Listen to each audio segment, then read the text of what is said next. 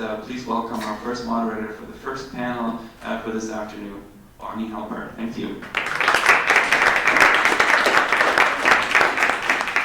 Thank you, everybody. You know, I don't work in AR, VR. I'm not an AR, VR expert.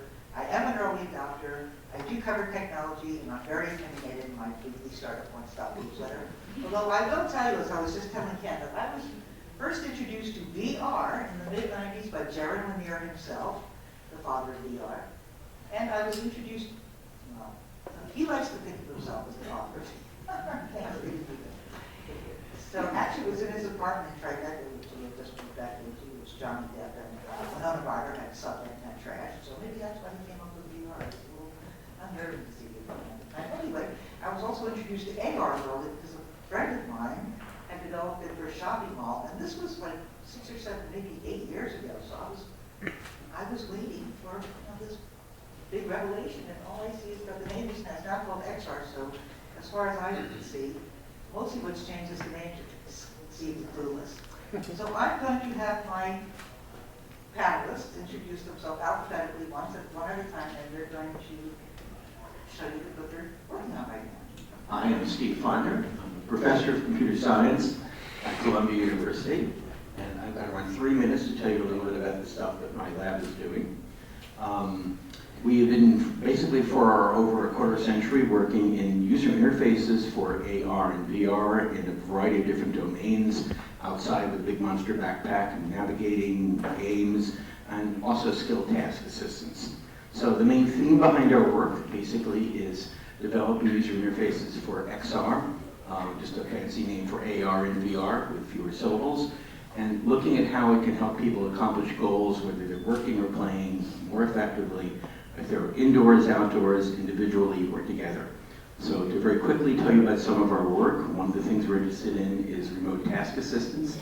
And this is some screenshots from work we're doing in which a local technician working in AR, wearing an optical see-through head-on display looking directly at a physical task domain, is being assisted by a remote subject matter expert, or SME as they're known in industry. This is what our local technician sees. This is a still image.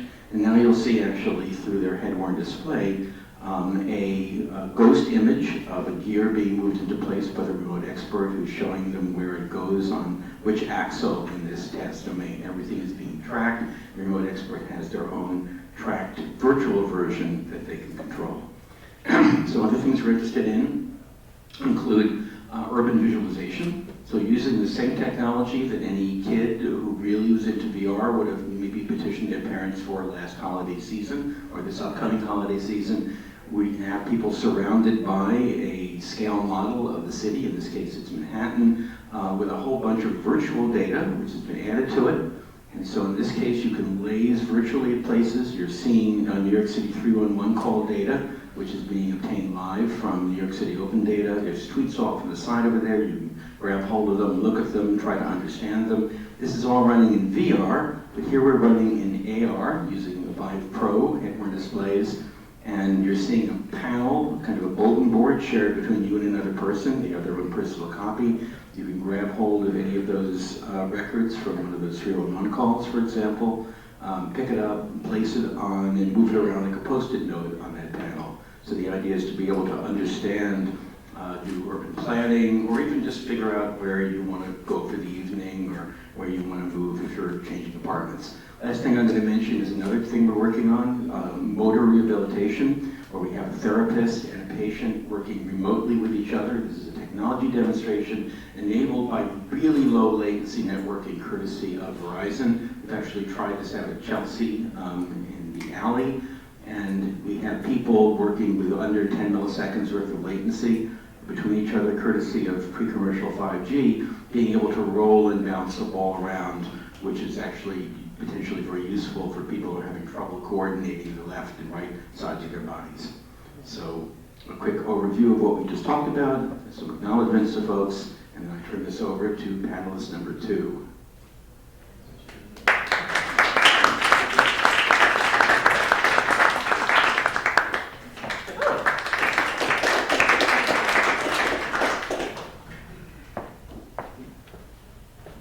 Hi, everybody. All right. right, so I am the Director of Customer Success or Director of Client Success for a company out of Los Angeles called Applied VR. We've been around for about 4 years now, and I'm going to tell you a little bit about what we do. We focus on virtual reality in the healthcare setting, which I do feel that has a huge potential.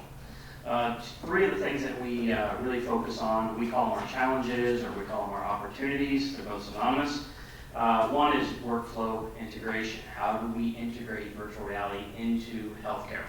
A lot of hospital is a dinosaur industry, so we have to introduce these new concepts very slowly, integrate them with protocols, and in order for them to catch.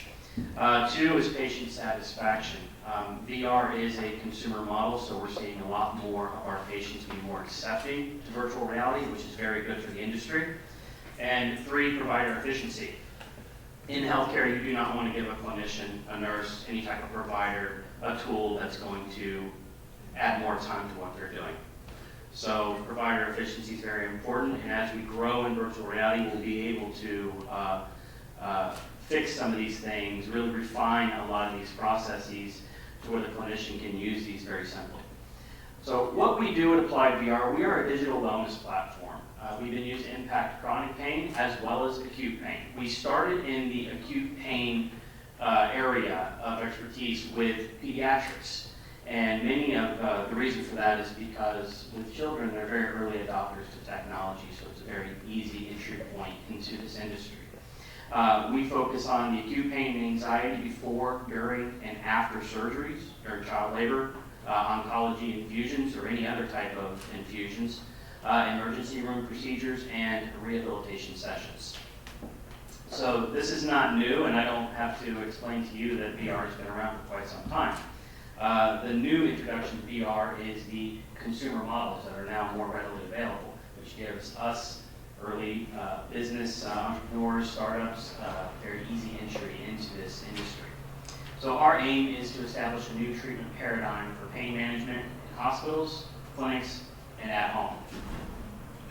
A couple of things we're working on right now, and we're actually into our product testing with numerous healthcare organizations throughout the country, is the incorporation of virtual reality with biofeedback. The reason for this is if we can get more sensory tools that are monitoring what the patient's doing, what the patient's feeling, or any type of the patient's vital signs, we're able to get a better picture of exactly what the patient's going through, whether they're dealing with a chronic pain after a back injury from their work and they go home with a VR unit.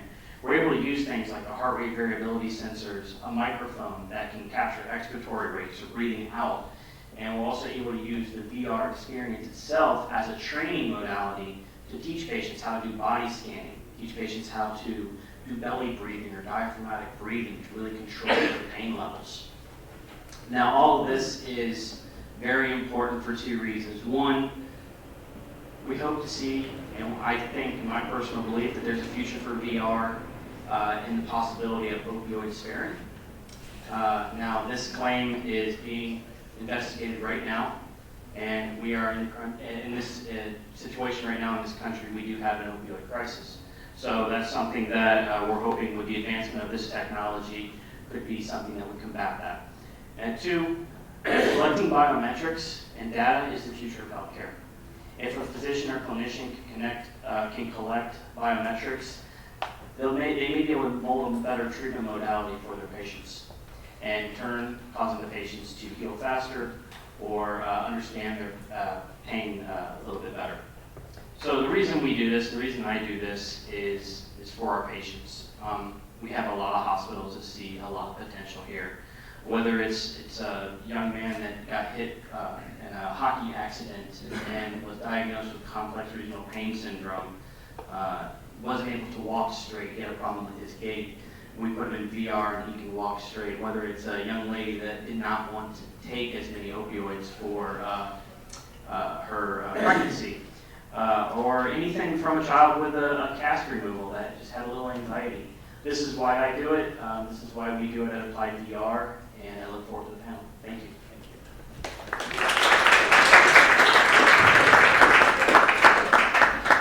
My name is Dan Masala. I'm faculty of Parsons Data Visualization and also part of the X Reality Center of the new school.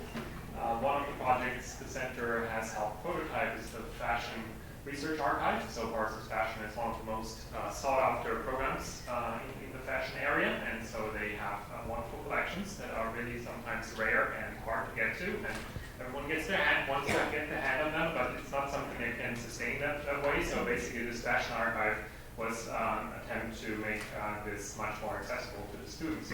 It's also part of a pedagogy to roll out basically online courses, certificates, by means of providing really valuable resources to students to engage in them. The other part of my work at the new school has to do with the Earth Systems Lab. In this case, it's part of a $12 million 5-year NSF project that deals with resilience to heat and storm events. It's part of an urban resilience network in the Americas with 5 cities that are coastal cities, and so we are basically planning resiliency strategies for green and gray infrastructure, including New York City, but also these other 9 hubs, mutually learning from each other, also working with the Office of Resiliency and Recovery, Mayor's Office to plan stormwater interventions. And so AR in this case is one of our tool sets to communicate with stakeholders that range from community organizers to planners and also academic local professors who have data sources that can help us plan. And so it's also a concern for us anytime to make data accessible.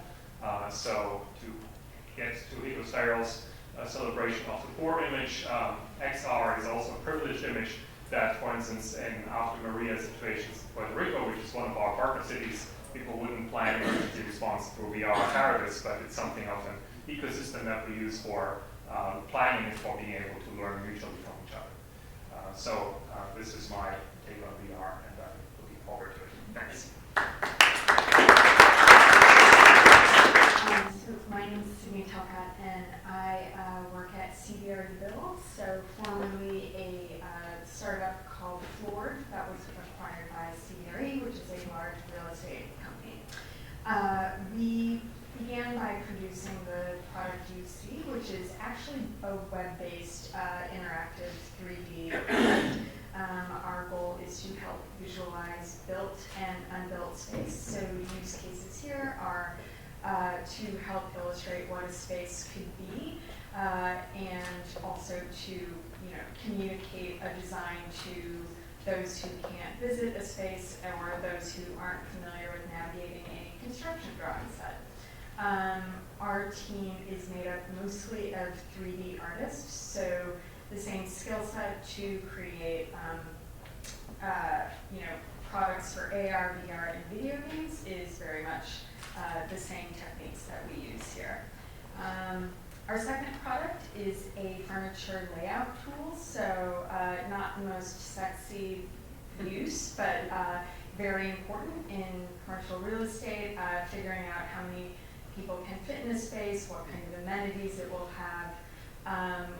It's a way of making drawing floor plans more accessible to folks who perhaps aren't familiar with AutoCAD. This product also leverages the same rendering engine that you saw previously. So again, all browser-based, real-time lighting that uses WebGL. The differences here is that this 3D model is actually procedurally generated based on the changes that the user made in the test fit. And it also allows you to swap out different styles. So a similar, this is, we hope, fulfills a similar need in expressing what a space could be virtually, even if it doesn't exist yet in reality. And then our most recent experiments are actually using AR and the specifically Apple AR Kit. So this is a demo we created that could help you take a raw space and imagine what it would look like if it was fit out. So because we are part of a commercial real estate company, the use case here would be touring a raw space. and perhaps, you don't have the greatest imagination, and here the app could help imagine what it's like if it were fit out. So this is something that we are continuing to explore. Talking about a slow-moving kind of dinosaur industry, commercial real estate is certainly one of those. It's also one that's very tied to print collateral, and so that's something that we're working to change.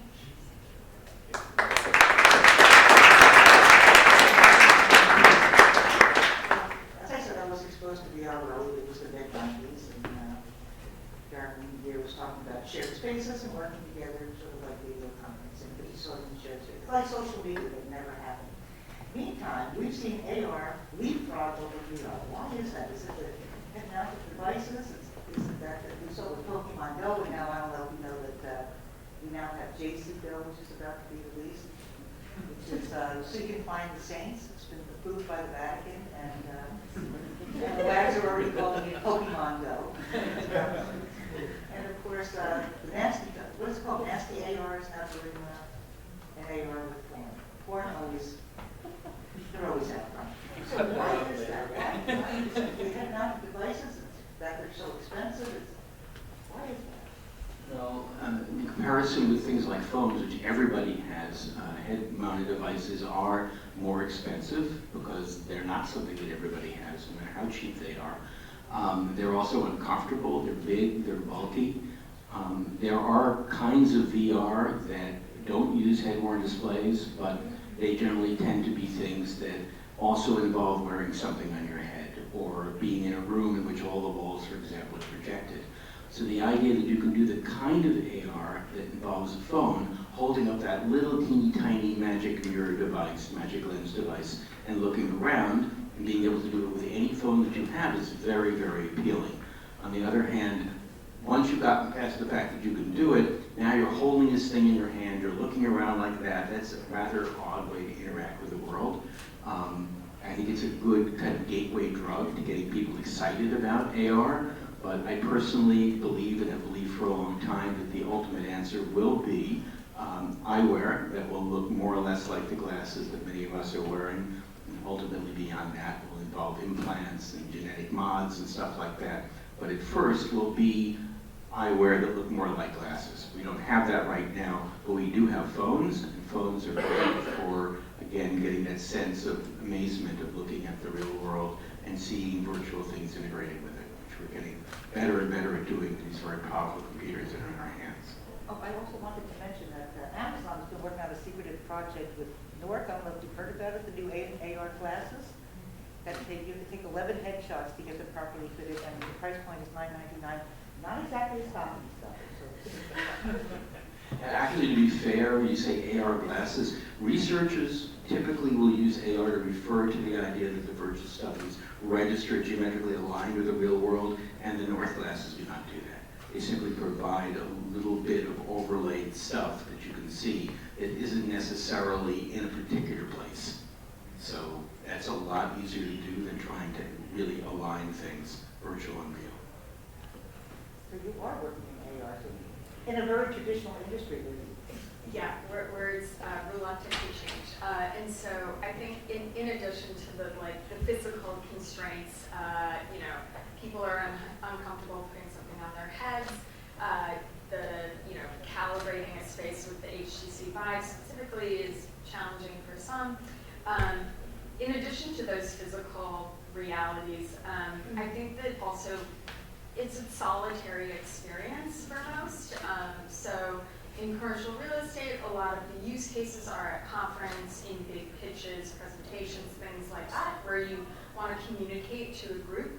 And what would end up happening is one person is having an amazing time in the headset and everyone's just standing around watching. And so it's, it doesn't really scale to a group. And so we found that the AR was much more accessible because, people can peek over their shoulders at, what you're seeing on the iPad. And then also everyone has a phone, and commercial real estate brokers love iPads, so it wasn't too challenging to find people to test it. So we're still validating the hypothesis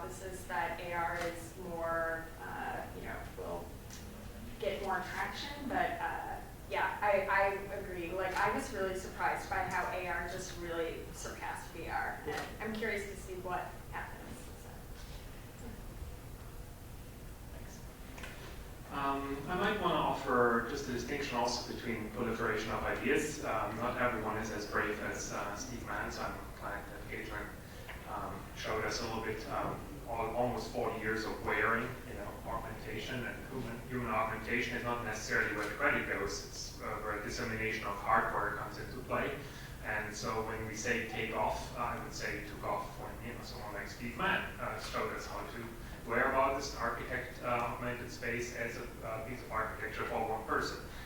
So for me, this is something that is as valid in terms of taking off as some of the discussion about head-mounted displays, nausea, and all kinds of other issues. So my background since the early 2000s was in the electronic visualization laboratory where the cave was born and the first Star Wars movie. And so it's also very, in terms of how these things proliferate and take off, common that you would make a shared environment. Basically you on the screen, completely immersive space. It might cost $1 million a piece, but it's fine, for a space like this to actually consider that as opposed to necessarily go for a shared head-mounted area, right? So it's really something in terms of adoption. Are you talking business to business? Are you talking about the iPhone and Android proliferation? And so mobile phones are disposable items, and that's why it took off because you can take the next one if something happens to it. And I washed mine last week. I have a new one today. So here, so you just take that magic mirror and take the next one, download it from the cloud, and it's all has a data infrastructure in place for you. It's not as much conversation when it comes to head-mounted displays. So I think when you talk about AR versus VR, I don't like to delineate them. I think they're an industry that is coming closer and closer together. I think the potential is both. And that's just me talking from a healthcare perspective, but I've seen huge benefits in AR with respect to medical education, whether it's through the patient or whether it's through the surgeon doing a surgery. I've seen huge benefits in VR through sensory flooding and completely immersing the patient within another environment that's not an intensive care unit, that's not an emergency room with bells and whistles or an OR. So I think the marriage of two is what I would like to see because I think there's a lot of practicality in both with respect to healthcare.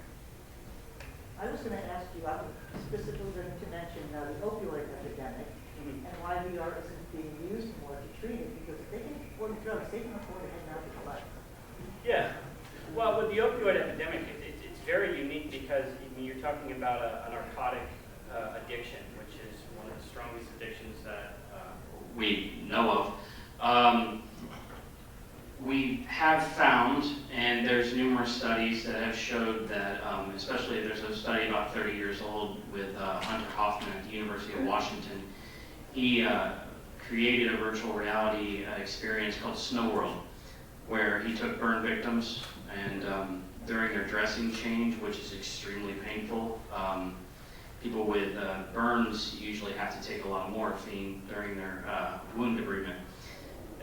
He took these victims, put them in a virtual snow world. They picked up a snowball and had to throw it at, I believe it was a polar bear or penguins or something. But the thing was, it was a sensory flooding game that also provided a task that these patients were going through while they were going through this painful experience. Well, what he found was pain was relieved by anywhere from 40 to 70%, and the milligrams of morphine equivalents that he was giving these patients was less. So how do we fight an opioid crisis? Do we work through addiction treatment, or do we fight it at the source? I think the studies or the statistics out there now, over 50% of opioid addicts started by getting prescribed by their physician. So as a healthcare and healthcare professionals, when we see that, I think if we cut it off at that source and really provide these other supplemental tools by incorporating technology into healthcare more, we'd be able to prevent this. Okay, I have a question. I don't know if answer it, but VR is certainly taken off in gaming. The gamers are early adopters. They're also programmers. Programmers are heavily into gaming, and they're very solitary, and that's probably why they're so focused on gaming. So, but why is it available in education? I mean, my question is, where's the awe? I think one of the problems why we don't see more VR and more people adopting to, we don't see the awe. We're not being taken to foreign things. We're not being taken to wormholes. We have the Hubble telescope. It's been rebooted. It's working again. So we know what the cosmos looks like. Why aren't we showing people that? Why is there no awe? That's what the consumers want. They were into immersion tanks. VR could be the new immersion tank of the new millennium. Yeah, from a healthcare perspective, I think it's I think we have a long way to go with the hardware. A doctor from USC, Dr. Skip Rizzo, he does a lot with post-traumatic stress in virtual reality for the U.S. military, and he is quoted as saying that we are in 1970s television era when you think of virtual reality. But the good thing is it's 2018. So maybe in 2 to 3 years, we'll be in that 4K plasma screen. Now, I have a problem with my clients that say, half of our patients that go in VR, they love it, they're distracted, they don't have as much pain. The other half puts it on for 5 seconds, takes it off and says, no, I'm dizzy, or this makes me sick. So we're right there, and we're on the edge of something. We know we're on the edge, but it's all about refining it. It's taking crude oil and making jet fuel.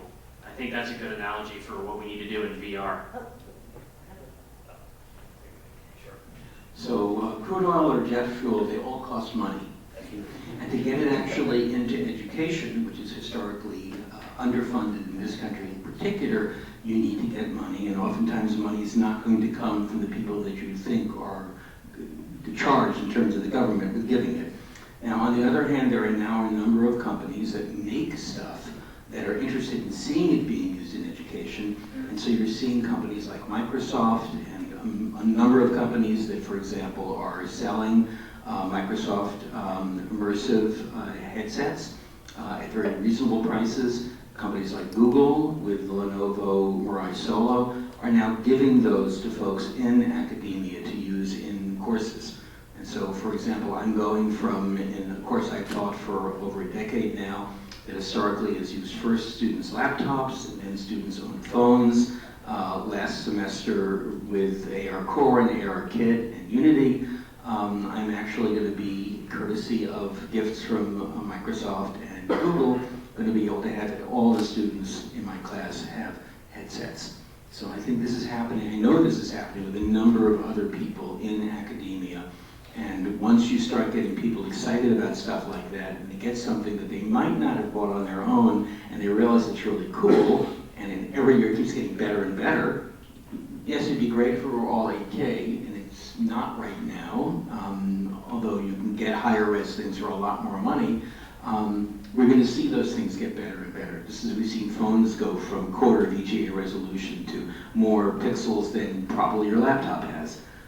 So I'm excited, cautiously so maybe, but I think with donations from companies, with prices getting lower, with people on their own buying stuff, we're going to see this stuff being used in education more than it is right now. It's not that it isn't being used, but it's not being used as much as we all believe it could be and should be. Yeah, I would go there also in terms of money and seeing values in education. K through 12, for instance, started the last 5 years, first Illinois and then New York, to really adopt mandatory CS classes for students, which you then see that suddenly there's demand. Instead of just having one lab, you have a whole generation of students who need to be educated in this, and need to be equipped in it, and at the same time, it's also instructional design. Does this instructional design work, and can you subscribe as a pedagogic institution to a subscription model? Because it's not about the device itself. It's obsolete the moment you buy it. So it's more about what is the pipeline to provide the actual content, and what's that ecology like. And so this is mostly sort of a subscription paradigm that really goes there. And in that sense, having, courtesy of Microsoft, these kinds of sponsored garages and that you're able to expose students to it. It's mostly something that creates a certain initial drive and maybe dependency. We talked about opioid crisis, so I don't want to use so much like shiny little squares as being addictive, but just see what's going on in terms of how to keep that out of children's hands in terms of the dependency structures of where things come from. And like the whole 4K paradigm and sort of the privileged and the poor image also meant that a creativity in the cultural production is also one that shifts from dissemination structures like, for instance, film and cinema distribution from a 35mm paradigm to now a digital paradigm, and suddenly really no one can just keep up an institutional show culture archive because you're now in a subscription model for the new digital kind of resolution, and it makes the old one look like really not obsolete obsolescence. And so in that sense, it's really also what, in terms of cultural creativity, you deliver. You make yourself dependent of these subscription portals, and we do it every day and night when we go to the Prime and the Netflix kind of refresh button instead of thinking what was before culturally something worthwhile watching and seeing before, right? Because it's all in the trash bin of the media history. And so I'm a little bit broad here, but I think we know these dynamics, and when it comes to parents choosing a pedagogic model for the amazement, but also sustained model of learning, it's something that is scrutinized not just at that moment or in 2 and 3 years. It's about setting yourself up as a high school. Can you do this for the next decade or so, and hire 5 new teachers who have the capacity to use that in an effective way? I think a really important thing also is content. It's not just having the right hardware, it's having the right stuff to have people experience. Now there is some stuff out there. I can think, for example, of Google Earth VR, which is free to download. It is a totally awesome, and I use that word very, very rarely, experience, to be literally hovering over the virtual Earth, looking down, being able to feel like a little dot in the air, moving around. And it seems to me that with the proliferation, as we would like to think will happen, of head-worn displays, with just that app alone, we can take US children who are historically known, as well as their parents, for being geographically ignorant in comparison with the rest of the world, and in a world in which you can actually lift yourself up, look down, oh, that's where Kansas is, oh, I see, Italy is over in Europe, wow. And then zoom in and be above the Colosseum, for example. I mean, that's just, it's an incredible experience, and I would strongly suggest to anyone here who hasn't actually tried that on a head-worn display that you download Google Earth VR and try it out. It's really amazing. Yeah. Can I just make a good comment? I'm actually I'm almost bored by the number of space experiences I've seen, and I think there's a flip side, which is that people outside the industry have no idea that this stuff exists. They think this is just for gaming. Yeah, and so like Spheres, right? That was the only one that got bought out of Sundance, and that was bought for over 7 figures. That was like the one VR experience that got purchased. There's a black hole experience. There's the one from Felix and Paul. There's tons of space experiences, and if that's the thing you're interested in, it exists. But nobody has any idea, because content is only people think I'll look for it for gaming, maybe. But the only thing that gets up online is stuff like Beat Saber, because that looks cool, right? But none of this other content, like how do you make this stuff sexy for people to look for it? And I know that I've put people that are 50, 60, 70, 80 years old into VR, and they're totally into it.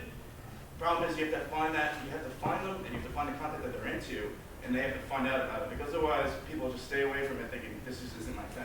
We're in the media capital of the world right now, New York City, full of people who know how to advertise stuff, how to sell stuff, how to turn people onto stuff, and they do it with all kinds of stuff that maybe we don't think is as important.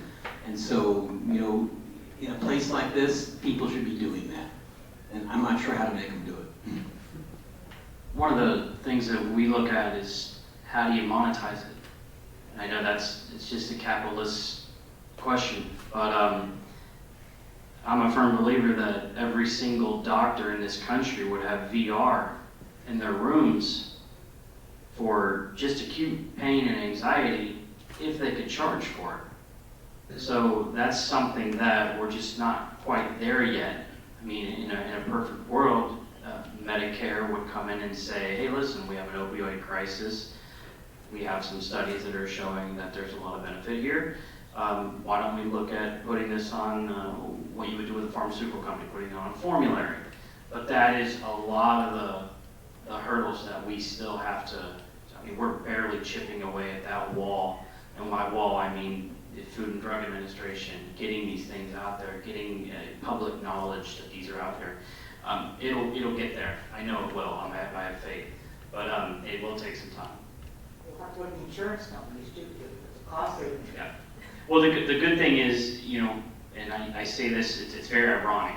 The fortunate thing about the opioid crisis is that we have pharmaceutical companies that know that there needs to be a solution. We have workman's comp payers that are paying 900% more for an employee with a back injury that goes home with OxyContin than one that goes to PT without pain meds.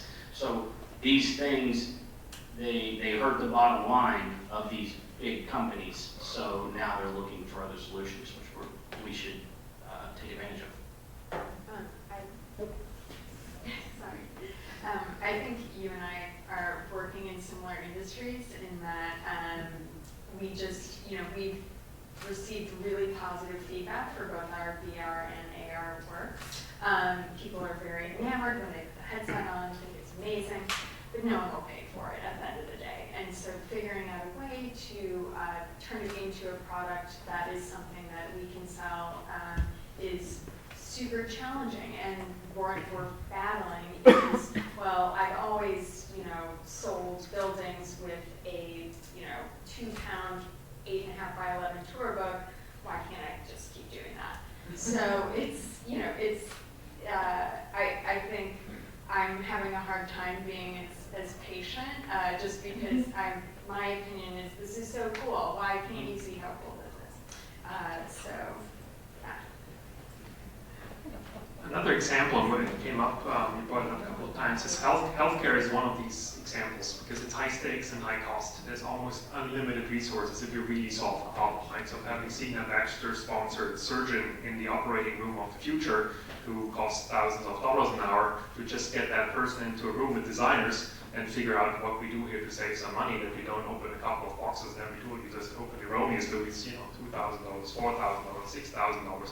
And so, yes, if you stop that conversation there, then you have to also see how does any health care costs be able to sustain such a practice. But in this case, it's a surgeon. Whatever that surgeon can be provided as a designer, augmented, virtual, whatever, you know, to work more effectively, faster, with less errors, high stakes, high cost, is something that is sort of easy sort of frontier to parade along. And it's one of the most interesting design exercises I've ever seen up close. Because you won't even get someone like that to spend an afternoon with you to talk about design and how the experience was. So the next step is compliance. You know, how do you not shut that person off with the sensor's abilities by kind of cutting off the wrong channel now or communication in the operating center itself. So there's all of these competing cognitive betting wars of who should you listen to, look at. And so I think this is a good example where you can really negotiate how XR is really an augmentation design tool and not necessarily a value judgment or a subscription judgment and a scaling judgment in the same way. But it does not scale. Also, healthcare costs in this country does also not scale, by the way.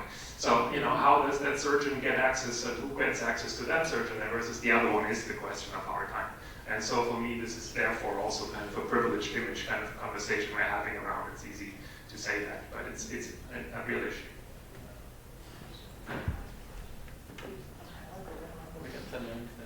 So do we want to, we're talking about much for Q&A? Oh, I don't know if you want to start Q&A, although I was going to say VR, and we can just discuss this briefly and kind of mention this too. But VR definitely has a marketing problem because, you know, I go to these conferences and they always have VR setups, and who are there? Marketing people from big companies, and they're showing them really boring content.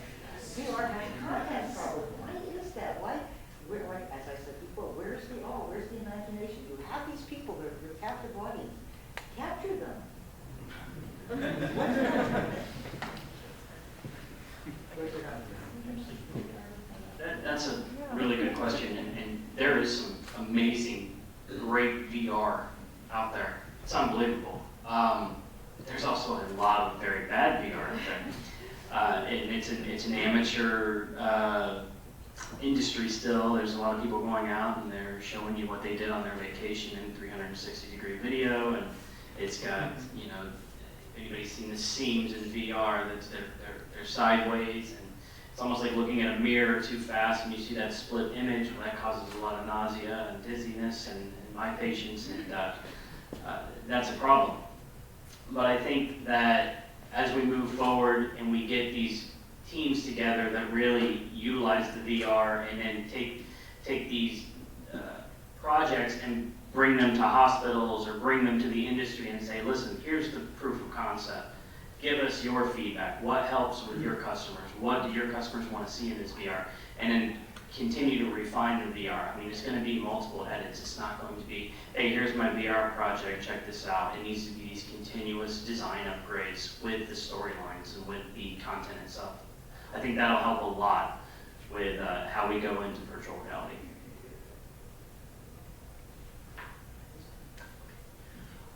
So it's obviously content is extremely important, but hardware also, and inexpensive hardware. And the really exciting thing now is that just, you know, over the past year or so, we've watched these commodity devices come down from close to $1,000, you know, closer to 1,000 than to, let's say, 500, to the point right now which an entire Rift setup without the computer is $399, a Vive setup is $499. And in fact, for the Microsoft immersive headsets, the least expensive one is actually just under $100, $99.99 or something like that if you buy one of the Lenovo ones.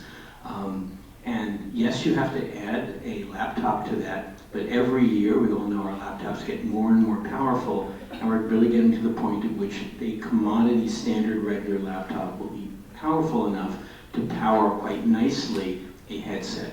And then suddenly the headset attached to the laptop is going to cost a noise amount of money, kind of like a high-end mouse.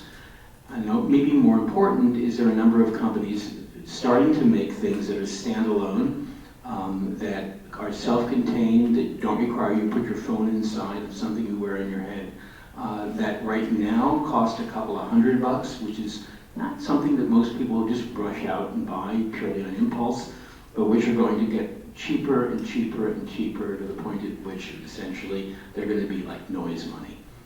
That is happening over these coming years, and I think a combination of those lower prices for things with exciting content, and it doesn't take a lot, it takes enough, whatever that means, I'm not sure, I'm not a marketing person, means that we're going to see a lot of this on people's heads, basically. And especially when it becomes AR and not VR, it means you're not sitting down or standing up and surrounded by a small portion of your environment that you've cleared all the chairs away from and kept the dog out of so you don't trip. You'll be able to walk around in the streets interacting with content in AR as well as VR. So that's going to happen, and you know, I've been predicting this for decades and decades and decades. And it's not just a technological thing, it has to be sociological. It has to work with all the other stuff. When I started doing stuff, you know, if someone gave your typical person the absolutely ideal head-worn display, what could you do with it?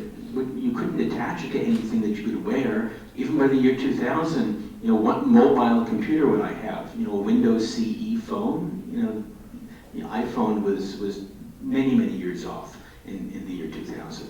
But now we've got really high-powered computers, which we call smartphones. We have really good networking, about to get astonishingly better in terms of 5G. We've got lots of data that can come in. So there's all sorts of things that are needed to be that milieu in which this stuff fits. It is already here, and if it's not already here, it's about to be here in spades. So I think it's finally going to happen, and because a lot of things are all working together. Well, I know we want to go back to Q&A. I want to mention one more thing, and hopefully you'll find this helpful. As I was going to these expos and conferences and watching, you know, these VR displays and blah, blah, blah, and I talked to every single person who experienced it. Some had motion sickness, some did not ask. Every single one of them, one question: are you get ADHD? And the people who did not have motion sickness, 100% of the time, were ADHD or diagnosed ADHD. Isn't that interesting? That's interesting. So like this just want you to know that. Because I didn't. Question? Yes? Hi. So the question is, I've been in AR and VR for a while, but there's no defined design language, right? The interface design is just slapstick, and that makes it that's a big problem for any developer who's making stuff, is because they just have to rejig it every time themselves, right? So where is the design language coming from? Or do we even need a design language for AR, VR? So I'll answer, I'll let you. That's, go for it. So do you need one single lingua franca design language? Because think about any other medium, there's lots of different design languages. There are different practices, there are different people who believe in different things, and that's of course matured over time, right? You know, the ability to have this mature over time requires that the technology actually be out there. And we're just starting to see it being able to be in the hands of people who are not the special people who get a special deal to show up at Bell Labs and work, you know, only in the wee hours on things that cost an insane amount of money and that have the power of a modern microwave. So I think we're going to see a lot of that develop. That said, there are a number of people who've been working on this stuff for a half century at this point. There's lots of competing ways of doing things. There are, if not best practices, there are known good and bad practices. And you know, there's been a lot of research that's been done on things that work well and things that work poorly in the academic and industrial research literature. But it hasn't yet turned into the kinds of hasn't turned into what I think you mean by design language in terms of a well-accepted way of doing something, kind of like some of the things that the large players in the desktop and palm-top environment, you know, will give names like material design to and stuff like that. So I think we're going to see a lot of that coming. On the other hand, just because a large company says you should do it a particular way doesn't mean that it's best.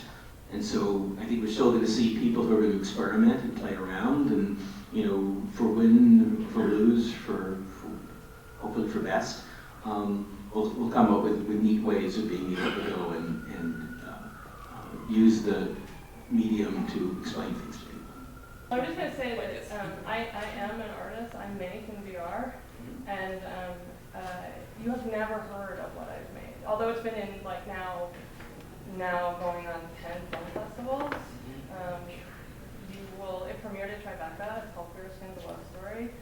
We got a Tribeca prototype grant to make it.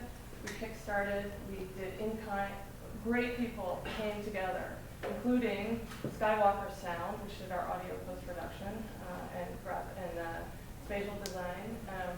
But it is tough going.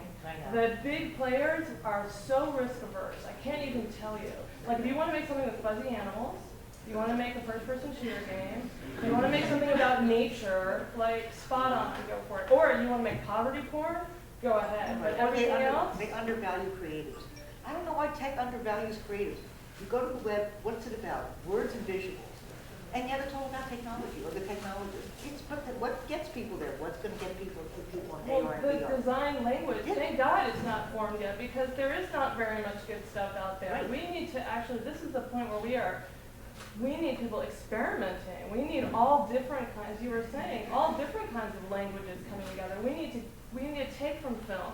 We need to take from immersive theater. We need to take from dance. We need to take from sculpture. We need to take from games.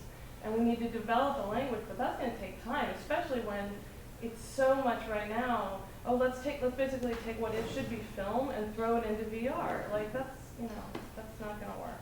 I think your work is at SIGGRAPH, wasn't it? It was a cigarette. Yes, so so. What do you see? Yeah, but I think, you know, having the technology get cheaper and cheaper and cheaper does mean that more and more talented people who don't have a lot of money, who don't have these special relationships with large companies that have a lot of money, as was needed decades and decades ago by people who pioneered, you know, coming in at 2 o'clock in the morning to go and do stuff, right? You know, that makes it, I think, especially exciting. The fact that, you know, a 14-year-old kid can afford a lot of this stuff, right? Kind of like the early days of the web, in which you had people putting out websites that could, in many cases, look professional. They look every bit as good as stuff made by a Fortune 50 company, but it was made by a 12-year-old. You know, so I think we're going to see people, as the technology becomes affordable, you know, will essentially start building some of those concepts. But I think it all has to do with sales. I mean, you have to be able to sell it to somebody. I'll give you an example. There's opportunities for VR everywhere. Prior to this, I worked in the Kingdom of Saudi Arabia, in Riyadh, and many of their hospitals there were looking for patient experience tools. Well, obviously they have a very high Islamic population, and many of the patients that couldn't make it to the Hajj wanted to experience it. So there was an opportunity to shoot in VR in Mecca, and then take that experience, edit it out, and provide this as an entertainment tool for hospital patients. So there's your built-in market right there. That's just one example. It's a smaller market, but I think there's a lot of those opportunities around. In this country with healthcare, the big focus is patient satisfaction. Many hospitals get paid at the end of the year by the federal government and their state government as to how their satisfaction scores do. Well, if we can make VR experiences that provide tours of the hospital, that explain what the total knee replacement is, these practical VR stories, they're not entertainment per se, or how we would define entertainment, but it's a product that's virtual reality that you can sell. And I think there's a really good entry point for a lot of VR projects. Yeah, if you want to download the whole history of Chris Marker's work, then you will need to run a BitTorrent, which is a very special piece of information you can't Netflix or prime it into your home. So there's access to this kind of cultural artifacts that do matter for anything that has to do with telling stories. That's why I was alluding earlier to the kind of pyramid of subscription models. I'm not calling it a Ponzi scheme, but these are very highly layered levels of getting to a more and more filtered experience, and just the user experience there is one where one should also necessarily not picture another UI button or in some kind of plane or space around a cylinder, but also see what Alexa and her offspring in the kind of Comcast and other world of statistical models running out of every single interaction experience you ever had. So we know already who are the holders of that kind of information, who kind of propagate what you might be interested in also as a UI and VR world, right? So it's not going to be, again, this more off the beaten path kind of cultural models. It's a reification, just at yet another level of infrastructure. And if you have the wrong network provider who has not the bandwidth or a throttled bandwidth that you can't get to, you have yet another kind of delivery problem. So that's why it matters if people work together to make new fiber across the Atlantic available for yet another superhighway of immersive togetherness. So we need to also pay attention when infrastructure comes into play, especially technology that is so dependent on high performance infrastructure. So it's great to also see what 5G will do. You are part of that test ground right up there. You have access to it. So we'll have to listen to what the difference is when it comes to the next generation. We have 2 minutes. Does anybody have a quick question or a question that has a quick answer? So speaking of infrastructure, sorry. So there's been a lot of talk about this persistent AR cloud, being able to put data on everything in the real world. What are your thoughts on what's needed to make that happen? You have a quick answer? Money. I'll give you a really fast answer. It's completely, totally possible to do it if you wanted to do it on your own and you had a program, right? To make it standard, that's a little bit harder, and you have to have something everyone's willing to adopt.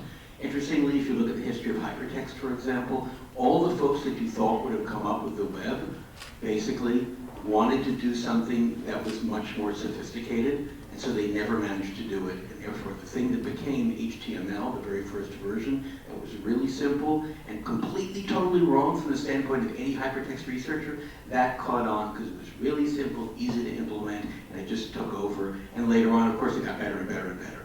So the idea of making something that can spread, maybe even virally, might be one way to make it work.